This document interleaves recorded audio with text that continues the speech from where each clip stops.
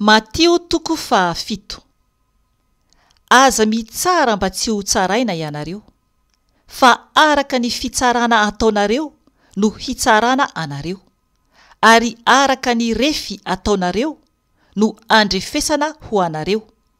Nahoana ianao no mijery ny singanahitra eo amin'ny masony ralainao, nefa ny andry eo amin'ny masonao dia tsy mba tsikarotrao akory?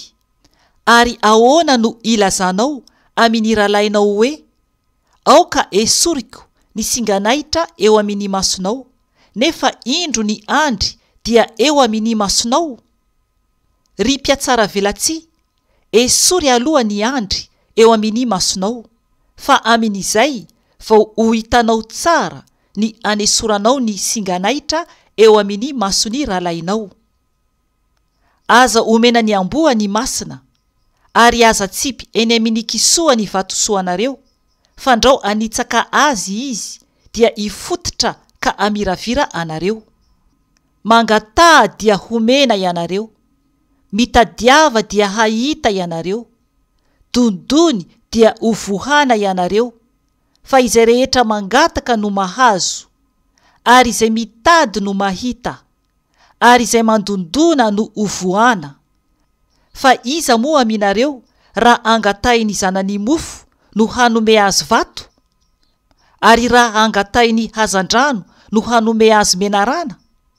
Koa raha ianareo na dia ratsy aza, mahalala manome zavatsoa ho any zanakareo, tsy maika vany rainareo izay any an-danitra no hanome zavatsoa ho an'izay mangataka aminy? Koa amin'izany, na inona no tianareo hataony olona aminareo, dia mba ataovy aminy koa tahaka izany, fa izany no lalàna sy mpaminany. Midira amin'ny vavahady ety ianareo, fa lehibe ny vavahady, ary malalaka ny lalana izay makany amin'ny fahaverezana, ka maro ny miditra any. Fa ety ny vavahady, ary tery ny lalana makany amin'ny fiainana, ka vitsy no mahita azy. Mitandrema ianareo, fandrao voafitaky ny mpaminany sandoka, izay makeo aminareo amin'ny fitafiany ondry, nefa ao anatiny izy dia amboadia ta hamiravira. Ny voany no hahafantaranareo azy, mioty voaloboka amin'ny tsilovany olona, sa mahazo aviavy amin'ny songosongo? Dia toy izany, ny hazo tsara rehetra dia mamoa voa tsara, fa ny hazo ratsy rehetra kosa dia mamoa voa ratsy. Ny hazo tsara dia tsy mety mamoa voa ratsy, ary ny hazo ratsy dia tsy mety mamoa voa tsara. Ny hazo rehetra izay tsy mamoa voa tsara dia hokapaina ka hatsipy any anaty afo, koa ny voany no hahafantaranareo azy. Tsy izay rehetra miteny amiko hoe tompoko tompoko no hiditra amin'ny fanjakan'ny lanitra, fa izay manao ny sitrapony raiko izay any an-danitra. Maro no hilaza amiko amin'izany andro izany hoe, tompoko tompoko, tsy efa naminany tamin'ny anaranao va izahay? Tsy efa namoaka demoni tamin'ny anaranao va izahay? Ary tsy efa nanao asa lehibe maro tamin'ny anaranao va izahay?